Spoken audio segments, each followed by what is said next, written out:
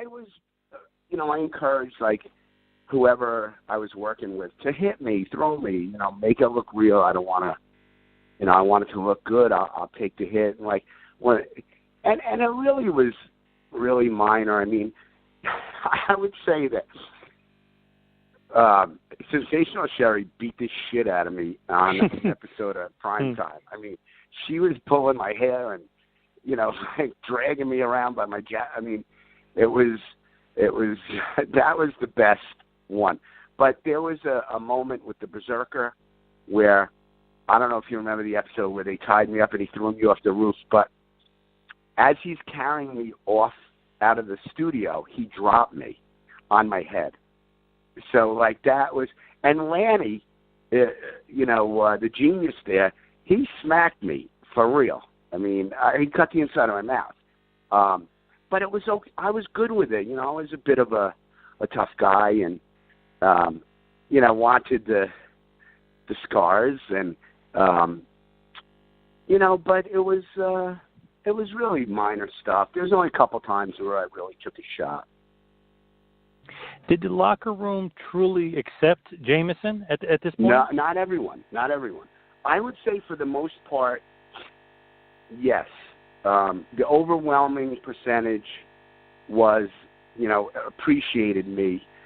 And there's so many guys, I would be in the locker room, and they didn't even know who I was. They probably thought I was a jobber or something, or because I was, in really good shape. And then, some guys, when they put two and two together, that, holy shit, that was you?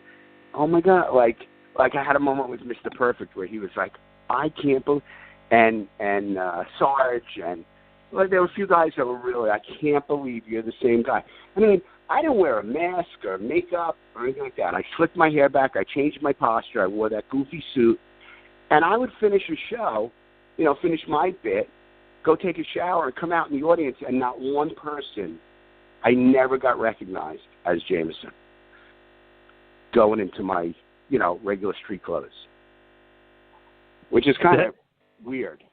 Yeah, that's great because even if we really look at it, it's like, man, you do look different, but there's no makeup or mask or anything to kind of tell the difference. But there's definitely Clark Kent and Superman.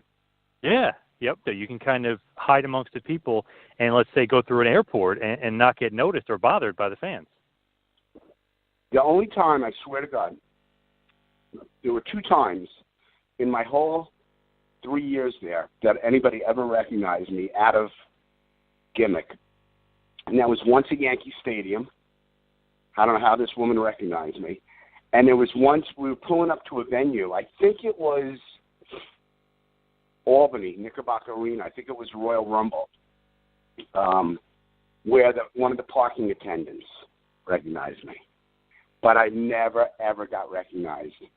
And I'm telling you, I would be in the arena in street clothes after having done my bit with the Bushwhackers, and not one person ever recognized me.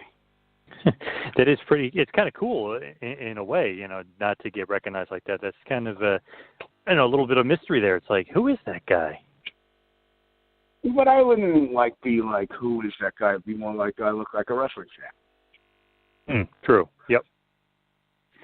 So you said at one point a few minutes ago about the contract, and they were happy and you were happy. What do you mean by that? That they kind of didn't have anything else for you, or what was the reasoning? Well, I think Vince was under a lot of pressure from, the old school. Vince surrounded himself with a lot of his dad's people in those days, in terms of, Vince hadn't had, when I got there, Vince, I guess, had the company maybe 6 or 7 years. And there were some guys that were matchmakers and, basically they were writers without writing any dialogue. They were storyline guys and, putting together who should fight who. And like Pat Patterson had absolutely no use for me. And Pat was usually the guy that everybody went to say, what am I doing today or what am I doing tomorrow? And Pat would never even Pat would be, just go talk to Vince. Like, he was not a fan. So I think that especially with everything else that was going on at that time, the steroid scandal and the expose in Playboy magazine about the, all the sex stuff. And I think it was kind of like when I approached Vince, he was like, yeah, I'm good with that. Because he was taking some heat from the guys that worked for him that were, there were a number of guys, and this is the only one I knew for sure that was just anti-Jamison was Pat. But, he had guys work for him that just thought that Jamison was not meant to be in a wrestling ring. And I was good with that. I get that. I guess it's understandable, that kind of old school feeling, but, with what you were able to do there, especially with Bobby, I feel like maybe they were kind of not paying as close enough attention to how the character was getting over as they should. But you said you were kind of happy to go. Does that mean, you weren't going to miss any auditions, stuff like that? Now you were kind of free to do whatever acting job? Right. In other words, I did like 3 tours. And the writing was on the wall. Like my feeling was, I'm working a week a month, and I could be doing so much other acting. See, you got to realize, I didn't realize the impact Jamison had on wrestling fans. Somebody started a fan club, and I got fan mail, and I always got a warm reception from the crowd and everything, but I was not a huge wrestling fan as a kid. I mean, I watched. Mil Mascaras was my hero. That's really going back. But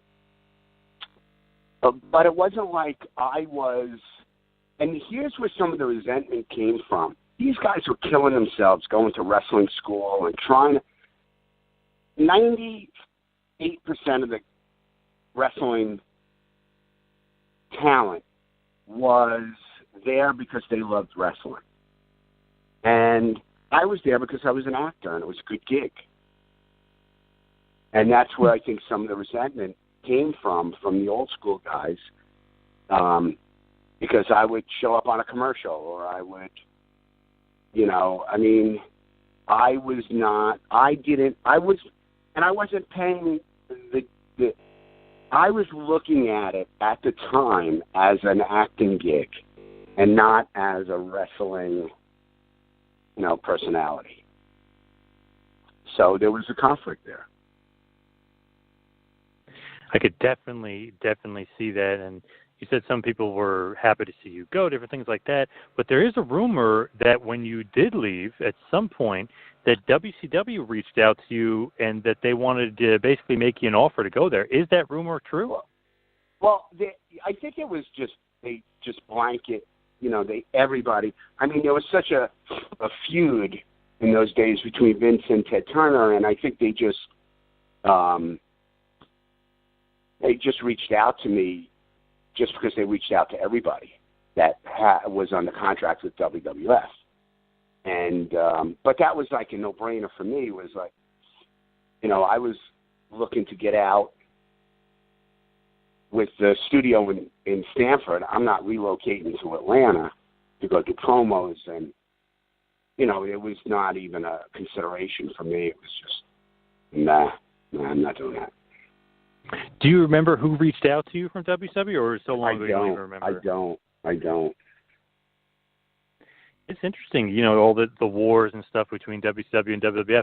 Never quite really knew until obviously asking now if that story was true. So they would take anybody from the WWF. I mean, they wanted to kind of hurt them by any name that made their name WWF. Look, you're talking about a guy who had unlimited financial resources that was, just like, the best thing that ever happened to Ted Turner was the steroid scandal at the WWF. And everybody went. I mean, like, they went in droves. And at that time, I was already gone. But then I heard, like, the few people I kept in touch with, like when Bobby left, I was like, oh, my God, things are really well, not good. Yeah, Hogan, Mean And Gene. it kind of I mean, ushered in a new era because, for me, there was no better time than those late 80s, early 90s. Everybody had a great gimmick. I mean, everybody had a gimmick. There was, I think, Bret Hart maybe was the only popular guy that didn't have a gimmick.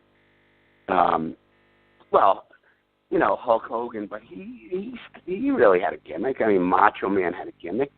They had one of everything. You talk about a Canadian Mountie, a British Bulldog. They had a cop, Big Boss Man. They had an Indian. They had a cowboy. They had a guy from the frickin' Bayou, Skinner. Everybody had something that went along. IRS. I mean, it was just a great time. For me, as a fan or as a marginal fan, there was, it was so interesting.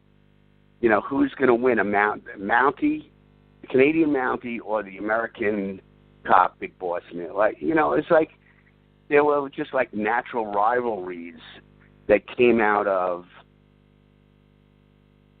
gimmicks.